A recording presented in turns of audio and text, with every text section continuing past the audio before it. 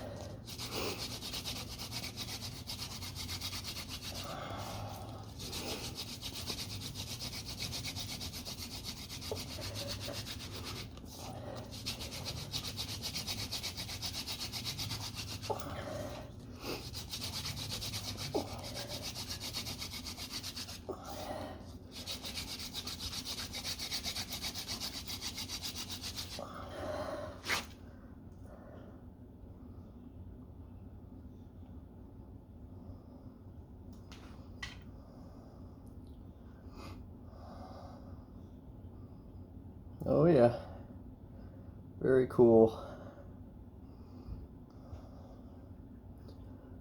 See that? That right there is a coal hand drill friction fire. Too freaking cool.